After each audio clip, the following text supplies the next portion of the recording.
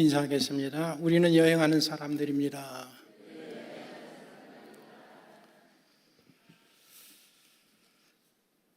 여행이라는 단어만 들어도 좋지 않습니까? 우리는 지금 보이지 아니하는 천국으로 함께 여행하는 사람들인 것을 잊어버리지 아니하고 신앙생활 하셨으면 좋겠습니다. 오늘 특별히 찬양해 주신 교수님에게 감사의 말씀을 드립니다. 저는 가끔 뵈는데 여러분들은 처음 뵈시죠? 자주 뵙게 될 줄로 우리 믿습니다. 우리 감사의 박수, 찬양의 박수 감사합니다.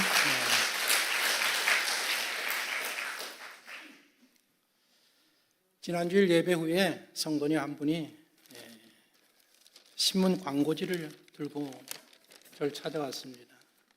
무지한 말로 이치를 어둡게 하는 자가 누구냐? 목사님, 이거 도대체 뭐예요? 그래서 제가 읽어보지 않았었는데 그때 읽어볼 필요도 없어요. 그거 이단들이 쓰는 글이에요. 기독교에서는 이런 광고 이렇게 하지 않아요. 볼 필요 없어요.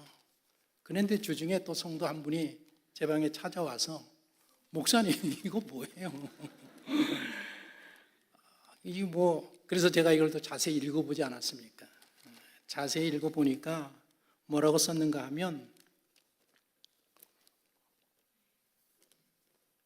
예수를 믿으면 지옥 간다.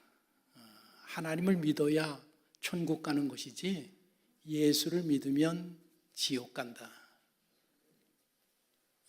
이단이 하는 이야기입니다. 모든 이단들이 하는 이야기입니다. 그래서 제가 이걸 쭉 읽으면서 제목이 기가 막힙니다. 무지한 말로 이치를 어둡게 하는 자가 누구냐? 본인인 것을 모르고 이단 단체에서 여러분들 이거 일면에 이 정도 광고 내려면 돈 어마어마합니다. 이거 한 번 실을 때에.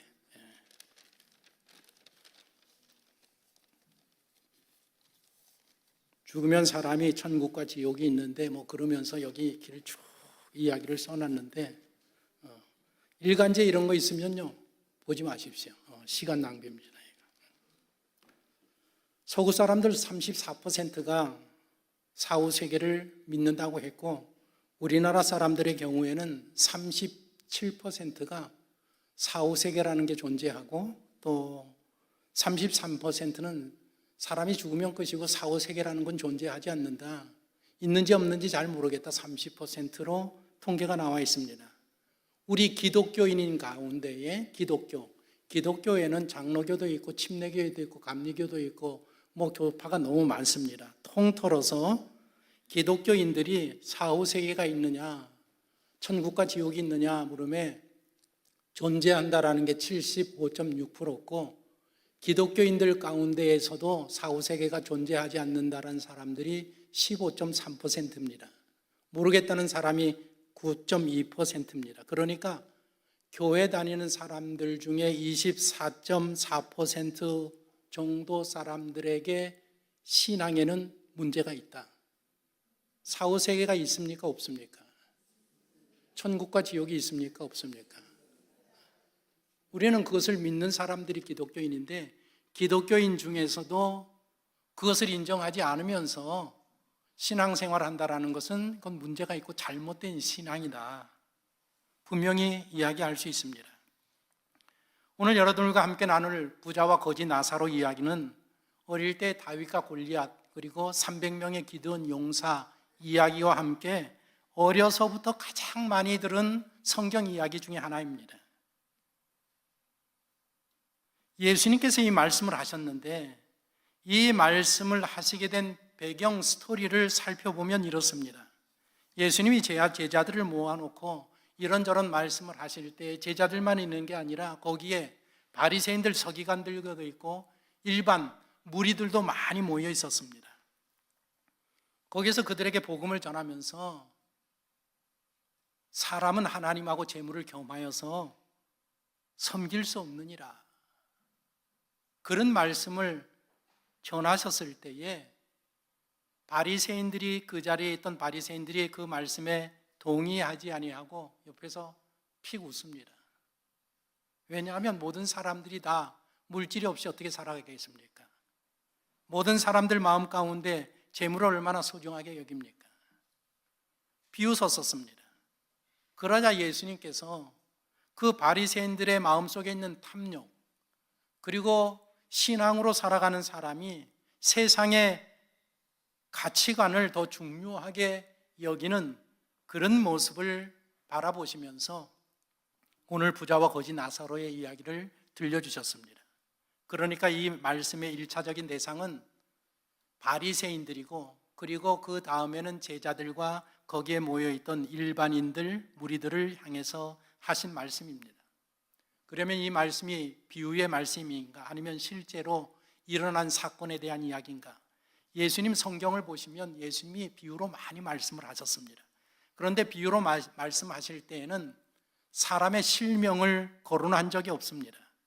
그런데 오늘 이 거지 나사로 이야기를 보면 나사로라는 사람의 실명을 거론하고 있습니다. 그러니까 이 말씀은 비유의 말씀으로 볼 수도 있고 실제적으로 일어난 사건으로도 볼 수 있다고 생각해서 비유적인 실화라고 그렇게 성경을 연구하는 사람들이 이야기를 합니다. 거지의 이름 나사로라고 분명히 밝혔는데 부자의 이름은 밝히지 않았습니다. 그냥 한 부자라고만 말씀하셨습니다. 왜 그랬을까? 제가 곰곰이 생각해 보니까 혹시 부자의 이름을 거론하면 그 부자는 지옥에 가 있는데 우리 아버지의 이름이 거론된다고 하면 그 가족이 어떻게 생각하겠습니까? 아마 그런 연유로 많은 사람들이 있는 가운데에 그 사람의 실명을 거론하지 아니하고 그냥 지옥에 간 한 부자라고만 이름을 밝히지 아니하고 이야기한 게 아닌가라는 생각을 하게 됩니다. 이 부자는 살아생전에 어떻게 살았느냐? 여러분들이 그렇게 소망하는 삶을 살고 엔조이하고 즐겼습니다. 매일 자세고 고운 베옷을 입고 날마다 잔치를 벌였다고 했습니다. 한국 사람들이 좋아하는 명품을 입고 거치고 들고 그리고 매일 럭셔리한 파티에 참석해서 그 미식가로서의 삶을 즐기면서 호화로운 삶을 살아가고 있었습니다. 그러나 이 거지 나사로는 그런 삶을 살아가는 부자의 대문 앞에 버려져서 비참한 인생을 살고 있었습니다. 부모로부터, 형제로부터, 가족들로부터, 이웃으로부터 완전히 버림받는 그런 삶을 삽니다. 오늘 본문에 보시면 개들이 나사로의 상처 부위를 핥았다고 했습니다. 아마 심한 피부병 아니면 나병 환자 같은 그런 질병을 앓고 있었던 것 같습니다. 아무도 이 불쌍한 거지 나사로를 돌봐주지 않았다라는 것입니다. 지난주 9일 네팔에서 반정부 시위가 일어났습니다. 여러분들 잘 알 겁니다. 72명이 사망을 했고 의회가 해산되었고 내년 3월에 조기 총선을 실시하게 됩니다. 시위가 발달된 그 이유, 원인이 어디에 있었는가 하면 정치 지도자들, 권력을 가진 엘리트 계층의 자녀들이 자기 SNS에다가 무엇을 올렸는가 하면 그 사치품 명품을 사가지고 그것을 자랑하면서 화려하게 사는 삶을 SNS에다가 찍어서 올렸습니다. 소셜미디어에 그것들이 많이 올라왔습니다. 그것을 보는 일반 청년들이 지금 자기들은 살아갈 때에 직장도 잡지 못하고 임금도 낮은 임금을 받고 경제적인 어려움, 불안정 속에서 고통을 받고 있는데 이 지도층의 자녀들은 자기 SNS에서 그렇게 자신의 럭셔리한 삶을 계속 올려대면서 자랑질을 했단 말입니다. 이에 일반 청년들, 서민들이 자신들의 SNS에다가 항의성 영상들을 올리기 시작했습니다. 그런데 네팔 정부가 그런 항의성 영상을 올린 그 플랫폼들을 다 차단시켜 버렸습니다. 이유가 무엇인가 하면 정부의 허가를 받아야 되는데 허가를 받지 않았다고 그 이유로 비난하는 모든 그 SNS를 다 차단해 버렸습니다. 표현의 자유가 침해당했고 정부가 투명성이 없고 책임성이 없고 불공정하다라는 이 불만이 젊은 층에서 일어나기 시작하면서 시위가 일어났습니다. 규모가 커졌습니다. 정부 총사에 불을 질렀고 건물을 파괴했고 경찰력이 출동해서 충돌을 했습니다. 결국에 총리가 사임하고 임시정부가 구성이 되었습니다. 아마 앞으로 세계 곳곳에서 이런 일들을 많이 보게 될 것이라고 생각이 듭니다. 경제가 지금 그렇게, 세계 경제가 그렇게 흘러가기 때문에 아마 이런 일들이 네팔뿐만 아니라 이미 가난한 많은 나라에서 일어나고 있고 우리나라에서도 또 어떻게 될지 모르겠습니다. 이 부자를 보십시오. 사회적으로 성공했을지는 모르지만 바른 신앙의 삶을 살지 못하고 있습니다. 유대인입니다. 하나님의 백성입니다. 오늘날로 말하면 예수 그리스도를 믿는 기독교인입니다. 이웃을 사랑하고 돌보라는 그 하나님의 말씀을 지키지 않고 있습니다. 주님은 열매로 그 사람을 판단하라고 했습니다. 열매로 판단하면 이 부자는 신앙의 열매, 믿음의 열매, 하나님을 믿는다고 하지만 하나님을 믿는 사람으로 인정할 수 없는 그런 사람이었던 것입니다. 지난주에 낮 한 12시쯤에 제가 공덕 어거리에서 일이 있어서 거기 나갔다가 파란불 신호등에 서 있었습니다. 저쪽으로 건너가야 되는데 그 거리가 굉장히 깁니다. 그런데 저쪽 건너편에서 제가 보니까 한 70에서 80 사이에 되는 여자 어르신께서 광고지들을 이만큼 들고 오고 가는 직장인들, 12시니까 이제 막 나와서 점심 먹으러 얼마나 많은 사람들이 다닙니까? 그 사람들에게 이 광고지를 이렇게 나눠주는데 단 한 사람도 받아주는 사람이 없었습니다. 그래서 제가 신호등 건너편에서 이렇게 보면서 아유, 저분들이 아무리 바쁘고 이거 한 장 받아서 이거 귀찮긴 하지만 그래도 저거 하나 받아주는 게 어렵지 않을 텐데 왜 안 받아줄까? 그래서 제가 건너가면서 일부러 우정 제가 받았습니다. 근데 사실 이거 들고 다니기 불편하니까 이제 접어서 주문에 넣고 가기는 했지만 제가 받아들였습니다. 앞으로 여러분들 길 다니실 때 예수 믿는 사람은 그거 좀 받아주십시오. 우리에겐 별거 아니지만 그분은 그거를 다 넘겨야 일당을 받지 않겠습니까? 그거 얼마나 고되겠습니까? 그거 하나 받는 게 뭐 그렇게 어렵겠습니까? 가서 그분에게 뭐 점심값은 못 드려도 그거 하나 받아주면 좋겠습니다. 참고로 저희 어머니는 아닙니다. 그게 예수 믿는 사람들의 모습 아니겠습니까? 나사로는 가족들과 이웃들과 부자에게 버려진 채로 가난하고 불행한 삶을 살다가 생을 마감하게 됩니다. 그런데 그가 죽을 때에 본문을 보니까 천사들이 내려와서 호위하면서 그 나사로의 영혼을 아브라함 품으로 천국으로 데려갔다라고 기록을 하고 있습니다. 22절 보십시오. 같이 읽어봅니다. 이에 그 거지가 죽어 천사들에게 받들려 아브라함의 품에 들어가고 부자도 주고 장사되매. 거지 나사로는 정말 이 땅에 살면서 불행한 인생을 살았지만 그가 임종할 때 그의 영혼은 천사들이 와서 호위하면서 아브라함 품의 천국으로 모시고 갔다라고 예수님이 그렇게 지금 말씀하고 있습니다.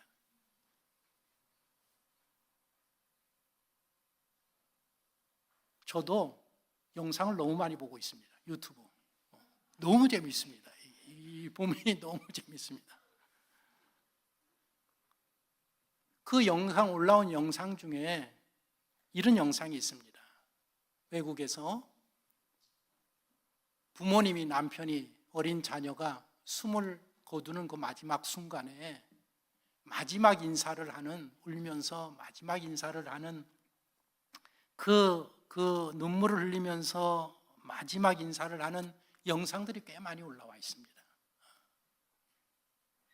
많은 것들을 생각하고 또 감동을 주기도 하고, 그리고 어떤 영상에는 어린 여자아이인데 병이 들어서 이제 막 죽어가는 직전인데 어떤 영상인가 하면 병원 침상에서 부모와 가족들이 보는 상황에서 손을 높이 들고 예수님을 보고 있는 겁니다. 예수님. 그리고 먼저 돌아가신 아빠를 보는 겁니다.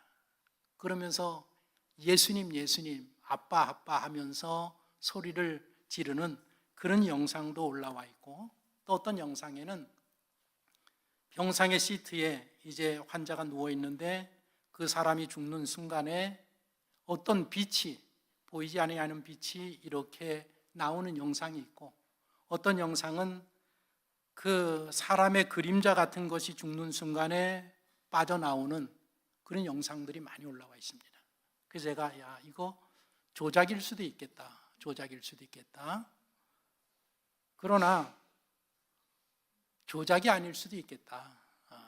CCTV, 병상 CCTV를 이렇게 해놨는데 굳이 이런 것들을 조작해서 할 필요가 있겠는가? 여러분들 한번 시간 되시면 찾아보시면 볼 수가 있습니다. 미국 덩컨 맥두걸이라는 의사가 있었습니다. 1907년에 있었던 일인데 이 의사는 사람의 영혼이 있을까 생각을 해가지고 어떤 것을 생각했는가 하면 큰 저울을 만들어서 침대를 그 위에 올려놓고 죽어가는 사람을 거기에 모시고 있습니다. 그래서 그 무게를 재고 나서 사람이 죽고 난 다음에 무게가 어떻게 달라지는가, 그러면 영혼의 그 무게를 측정할 수 있지 않겠는가. 1907년에 매사추세츠에서 그 실험을 했습니다. 한 6명을 놓고 실험을 했는데 평균적으로 그 무게가 21g 정도 줄었다라는 것입니다. 아마 여러분들 아시는 분, 들은 분도 계실 겁니다. 그래서 영혼의 무게는 21g이다라는 이야기를 한 적도 있습니다. 신뢰할 만한 이야기는 아니지만 성경을 보면 사람은 육신과 영혼으로 창조되었고 사람 속에는 영혼이 존재한다라고 성경은, 하나님은 그렇게 분명하게 우리들에게 말씀하고 있습니다. 제가 목사라서 임종을 앞둔 많은 성도들을 신방을 합니다. 그 신방에서 기도도 하고 예배도 드리고 하는데 임종을 앞둔 분들에게 여러 차례 제가 듣는 이야기가 뭔가 하면, 목사님, 제가 하얀 옷을 입고 찾아온 세 사람을 보았습니다. 어떤 분은 까만 옷을 입고 온 세 사람을 보았습니다. 그 이야기를 한두 사람에게 듣는 게 아니라 너무나 많이 듣고 있습니다. 그래서 저는 어떤 믿음을 가지고 있는가 하면, 우리가 죽으면 여기 천사가 호위하듯이 하나님의 천사가 와서, 세 사람이 와서 우리의 영혼을 천국으로 인도해 줄 거라는 믿음을 제가 좀 가지고 있습니다. 제 믿음입니다. 제 믿음. 한 사람이 오면 염려할 거 없습니다. 두 사람이 와도 it's okay. 몇 사람? 세 사람이 오면 데려갑니다. 참고하십시오.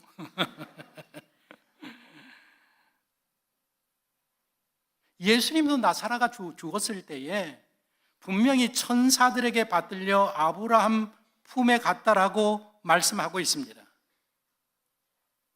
예수님의 동생들이 있습니다. 예수님의 동생이 있어요. 성경을 읽어보시면, 여러분들 성경을 아마 안 읽으신 분은 목사님 무슨 이야기 하나 하는데, 성경을 읽어보면 예수님은 마리아에게서 성령의 능력으로 탄생하셨지만, 예수님이 탄생하신 후에 요셉과 마리아 사이에 남자 동생들, 여자 동생들이 출생을 하게 됩니다. 그 예수님의 동생들이 예수님을 믿지 않았지만 예수님이 부활하시고 난 후에 부활의 예수님을 만나고 예수님을 믿게 됩니다. 그리고 두 명, 야고보와 유다라는 이 동생은 예수님의 제자가 되는데, 그 유다라는 동생이 기록한 성경이 신약 성경의 유다서입니다. 한 장으로 되어 있는. 거기에 보면 사람의 죽은 영혼을 놓고 하나님과 하나님의 천사와 사단이 다투는 내용을 기록하고 있습니다. 유다서 1장 9절을 보십시오. 제가 읽어드립니다. 천사장 미가엘이 모세의 시체에 관하여 마귀와 다투어 변론할 때에 갑이 비방하는 판결을 내리지 못하고 다만 말하되 주께서 너를 꾸짖으시기를 원하노라 하였거늘. 신명기에 보면 모세가 모압 평지에 도착해서 3개월 동안 머물다가 죽게 됩니다. 이스라엘 백성들은 요단강을 건너서 가나안에 들어가지만 모압 땅 산에서 죽습니다. 그래서 거기에 보면 여호와께서 모세를 친히 장사 지냈고 그 모세가 묻힌 곳을 오늘날까지 아무도 모르게 하셨다라고 기록이 되어 있습니다. 그것을 근거로 해서 예수님의 동생 유다가 유다서 1장 9절에서 뭐라고 이야기했는가 하면 모세가 죽으니까 모세의 시체라는 것은 모세의 영혼을 의미하는데 영혼을 두고 모세가 죽으니까 이제 영혼을 데려가야 되지 않습니까? 천국에 데려가든지 지옥에 데려가야 되지 않습니까? 천사장이 와서 모세의 영혼을 데려가려고 하니까 마귀가 와가지고 아니다, 모세의 영혼은 내가 지옥으로 데려가야 된다라고 모세의 영혼을 데려가려고 했단 말입니다.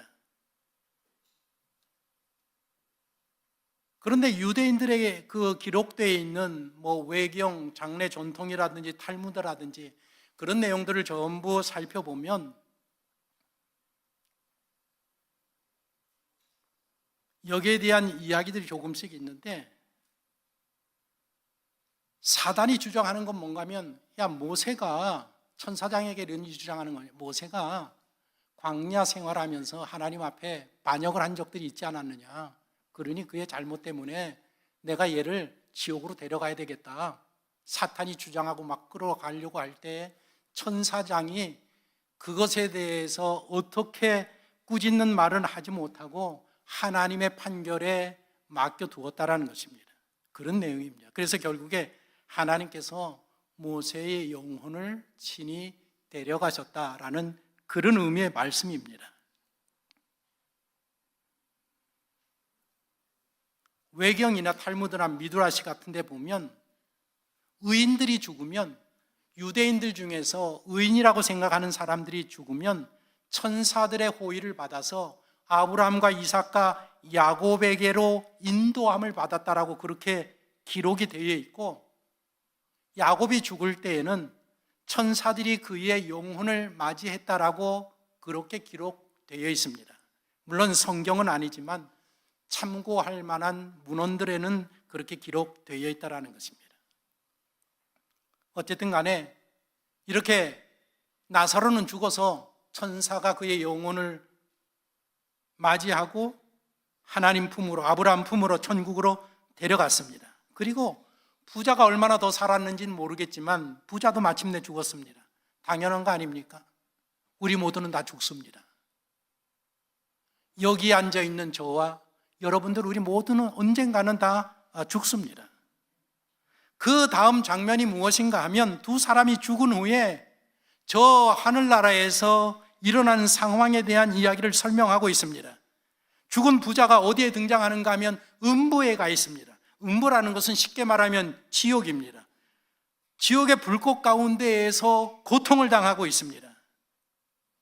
성경 구약에서 음부라는 것은 악인의 영혼이 심판을 기다리면서 고통당하는 영역을 의미할 때에 그것을 음부라고 합니다. 그 음부 가운데에서 그 불꽃 가운데에서 불바다 가운데에서 고통하고 있는 이 부자가 눈을 들어서 저 멀리 보니까 저 멀리 낙원 천국에 누가 있는가 하면 아브라함과 고지 나사로가 함께 있는 겁니다. 깜짝 놀랍니다. 여러분들 성경을 읽으면서 상상력을 동원하면 굉장히 재밌습니다. 부자가 죽었어? 천국에 가서 고통스러운데 막 너무 목마르고 고통스러운 그 광경 속에서 멀리서 눈을 들어보니까 저 멀리에 아브라함이 보여? 그리고 그 옆에 거지 나사로가 보여? 어떻게 그 건머리에 알아볼 수 있을까? 그리고 그 사람이 아브라함인 것을 어떻게 알 수 있을까? 아브라함은 부자가 살았던 시대와 2000년 전의 사람입니다. 2000년 전에 있던 사람을 어떻게 단번에 알아볼 수 있을까? 여러분들, 이 성경을 보면 우리는 죽는 순간에 하늘나라에 가면 단번에 다 알아보는 겁니다. 모세를 알아보고 죽은 선조들을 다 알아보고 다 한 번에 그냥 알아보게 되어 있는 겁니다. 나사로가 아브라함 품에 있다라는 것은 천국을 표현하는 겁니다. 예수님 당시에는 천국이라는 단어가 없었습니다. 그래서 유대인들은 그 천국의 의미를 아브라함과 함께 한다라는 그 개념을 가졌습니다. 장소적인 개념이고 관계적인 개념입니다. 그러니까 아브라함이란 품이라는 것은 안식하는 곳, 천국을 의미하고 상징합니다. 지옥에 있는 부자가 아브라함을 보면서 청을 합니다. 나의 아버지요. 아버지라고 부른다. 여러분들 잘 보십시오. 이 부자가 아브라함을 아버지라고 부른다 말입니다. 아브라함. 아버지요, 나사로를 이곳에 좀 보내주십시오. 내가 너무 고통스럽습니다. 물 한 잔도 아니고 한 병도 아니고 나사로를 보내주셔서 나사로의 손국에 물을 찍어서 그 손가락을 내 입에 넣어서 이 내 입안이 좀 서늘하게 해주십시오라고 부탁을 한단 말입니다. 저는 이 대목에서 또 질문해 봤습니다. 아니, 왜 청을 할 거면 나를 여기서 건져달라고 청을 하지, 나도 거기 가게 해달라고 이야기해 주지, 왜 손가락에 물을 묻혀서 그거 해결해 달라고 이야기할까? 여러분들, 일단 지옥에 떨어지면 그때는 그것으로 끝입니다. 예수님의 이 이야기가 사실이라고 하면, 저는 사실이라고 믿는 이유는 뭔가 하면 예수님은 하늘나라에서 오셨기 때문에 저는 사실이라고 믿는데, 만일 예수님의 이야기가 사실이라고 한다고 하면 여러분들이 죽어서 지옥에 간다고 하면 그건 보통 심각한 문제가 아닙니다. 얼마나 고통스러운가 하면 그 지옥에서 물 한 방울 먹을 수 없는, 그냥 입안이 시원하기만 하면 족하게 여기는 그런 것 아닙니까?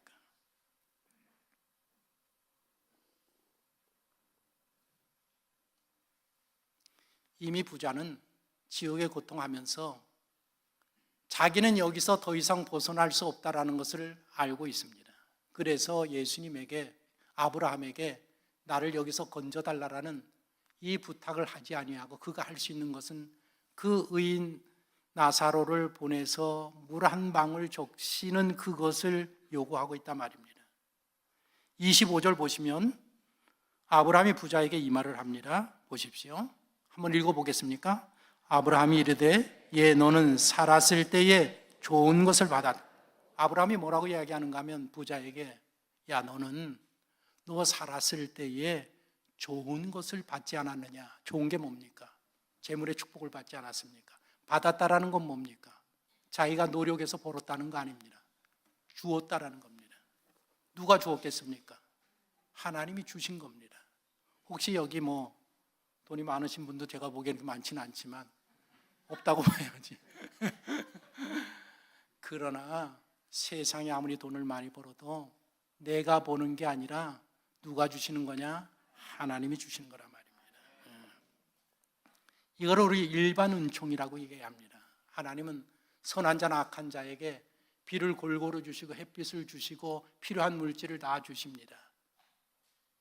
어떤 사람에겐 더 줄 수도 있고 적게 줄 수도 있고 아니면 게을러서 못 받을 수도 있고, 일반 은혜라고 한단 말입니다. 하나님이 주신 거라고 하면 이 사람은 아까 이야기했듯이 유대인이라는 것은 기독교인이고 영원히 구원함을 받은 우리가 말하는 지금 기독교인이라고 크리스찬이라고 볼 수 있단 말입니다. 물질의 축복을 받았습니다.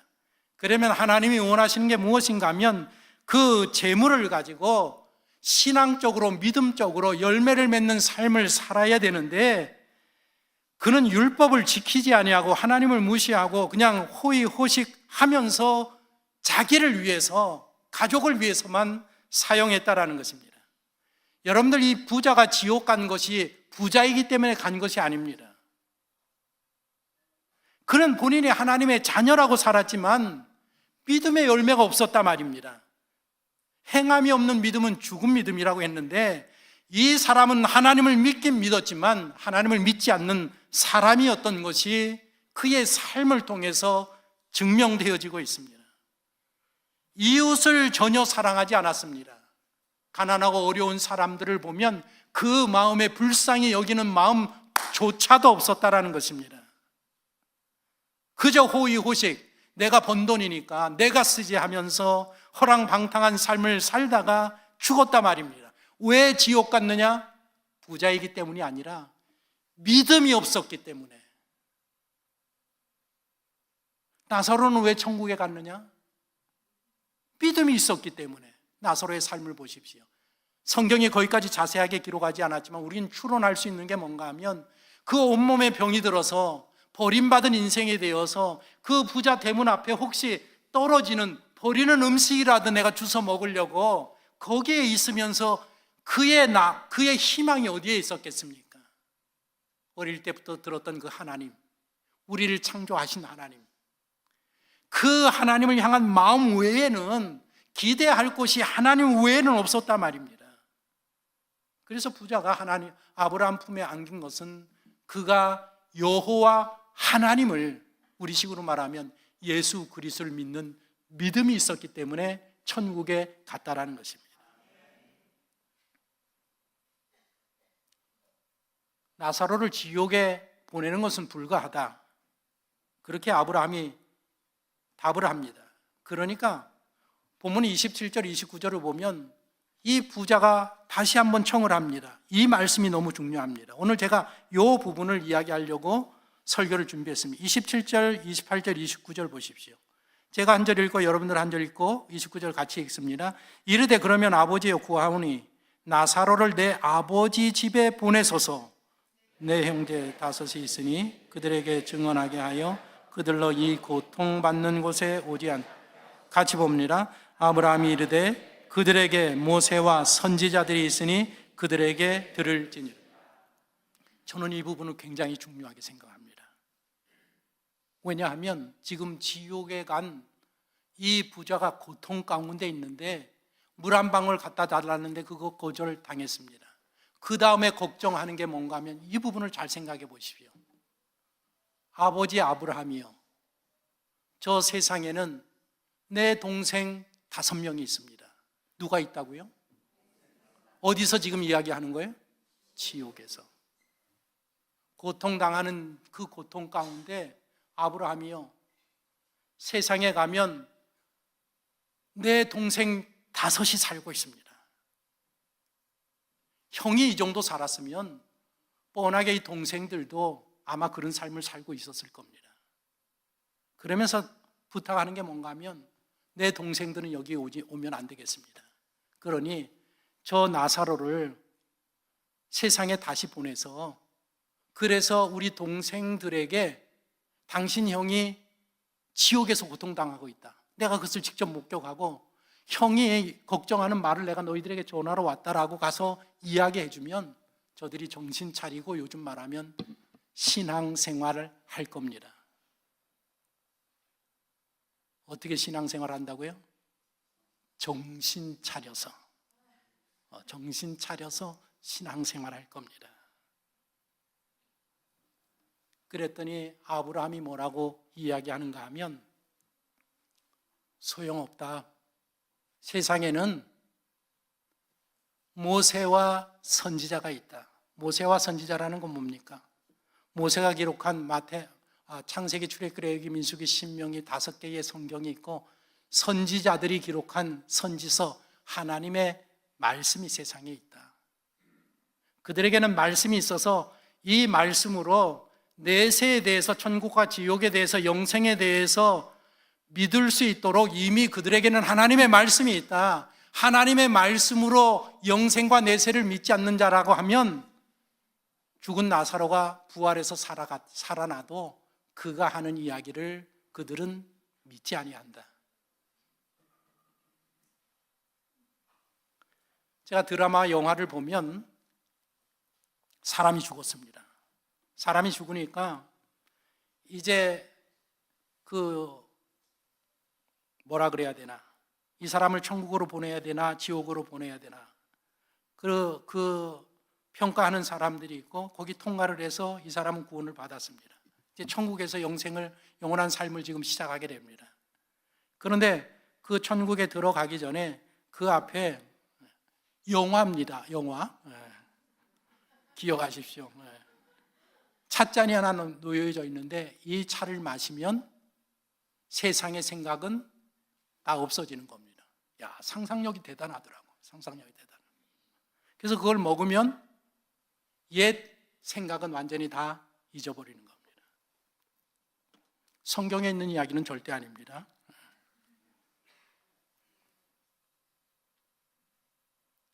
오늘 여기 이건 지금 예수님이 한 이야기인데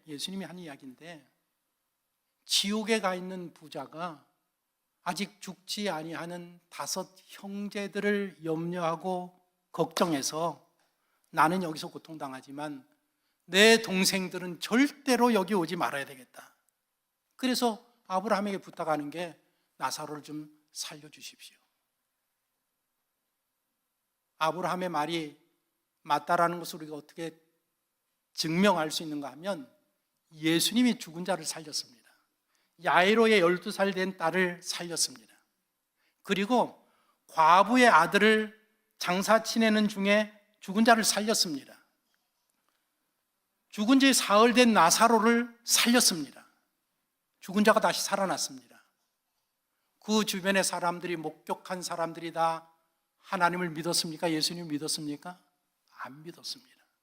오히려 나사로를 죽이려고 하고 예수님을 죽이려고 했고, 예수님이 죽었다가 사흘 만에 살아났습니다. 바리새인들, 종교 지도자들이 믿었습니까?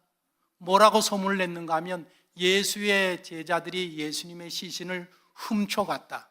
그 이야기가 아직까지도 전해지고 그 이야기를 믿는 사람들이 너무나도 많습니다.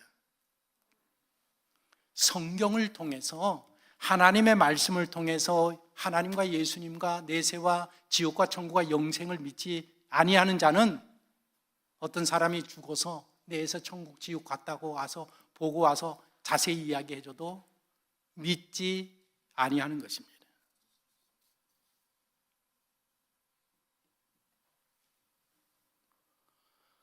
여러분들의 신앙생활 잘하던 부모님들이 천국에 가셔서 여러분들을 염려 안 했으면 좋겠습니다. 저거 아직까지 정신 못 차리네, 저거. 그 천국에서, 근데 천국에는 슬픔도 없다고 했습니다. 걱정도 없다고 했습니다. 생각할 질문들이 너무 많습니다. anyway, 어쨌든 간에 이 말씀의 근거에서 보면 먼저 죽은 자들은 내세를 경험하면서 왜 내가 살았을 때 깨닫지 못했을까? 비록 나는 구원받지 못하고 여기 왔지만 내 부모, 내 형제, 내 자녀들, 내가 사랑하는 사람은 여기 오지 말아야 되겠다라는 그 마음을 가지고 있다라는 거. 난 그렇다고 100% 믿는 사람입니다. 우리의 부모들이, 구원받은 부모들이, 우리의 구원받은 형제들이 우리를 위해서 하늘에서 염려하고 기도한다라고 저는 믿는 사람입니다. 오늘 이 부자와 나사로의 이야기가 주는 교훈이 무엇인가 하면, 사람이 죽으면 끝나는 게 아니라 죽은 후에 운명이 기다리고 있다. 영생이 시작이 된다. 그래서 이 땅에 있을 때에 너희들이 회개하고, 이 땅에 있을 때에 죽음이 오기 전에 너희들이 하나님을 믿고 예수 그리스도를 믿고 신앙의 삶을 온전히 살아야 된다는 것을 이야기하고 있지 않습니까? 많은 사람들이 죽으면 끝이라고 해서 자기의 목숨을 스스로 버리고 있습니다. 대한민국이 자살 일이 아닙니까? 살기 어려워서, 공부하기 어려워서, 시대에 따라가기 어려워서 자기의 목숨을 버립니다. 왜? 죽으면 끝이라고 생각하기 때문에. 그러나 죽음은 끝이 아니라는 것입니다. 죽으면 오늘 예수님이 이야기하듯이 하나님의 심판이 있고 영원한 영생이 천국에서 시작이 되든지 지옥에서 시작이 되든지 죽은 후에는 두 갈림길밖에 없다라는 것입니다. 그 갈림길이 어디서 결정되느냐? 이 땅에서 결정된다라는 것입니다. 사람이 예수 그리스도를 믿고 구원을 얻는 것은 어떤 죽은 자가 다시 살아나는 기적을 보면 하나님을 믿고 예수님을 믿는 게 아니라 하나님의 말씀을 들으면서 믿는 그 믿음이 그렇게 생기지 다른 어떠한 것으로도 생기지 아니한다라는 것입니다. 사도 바울은 지금은 은혜 받을 만한 때요 구원 받을 때라고 했습니다. 11월 9일 우리는 그냥 9일 정했는데 나중에 보니까 119더라고요. 급하면 119. 오죽 급하면 하나님께서 11월 9일로 정해 주셨는지도 모르겠다는 생각이 드는데 여러분들의 자녀가 신앙생활 온전히 하지 아니하면 여러분들 책임입니다. 여러분들의 부모가 하나님을 알지 못하고 지금 연세가 들어가서 주님 부르실 날 얼마 남지 않았는데 바라보고만 있다고 하면 당신은 예수 그리스도를 진정으로 믿는 사람이 성도가 아닌 것입니다. 이번 119 전도 초청 잔치를 통해서 우리의 신앙이 다시 한번 말씀으로 회복을 하고 그리고 이번 기회를 통해서 가장 먼저 우리 가족 안에 하나님을 알지 못하는 자들이 그 영혼이 구원 반드시 받도록 우리가 기도하고 하나님 앞에 메어 달리면 하나님께서 은혜 베풀어 주실 줄로 믿습니다. 예수 바로 믿으십시오. 바로 믿어야 합니다.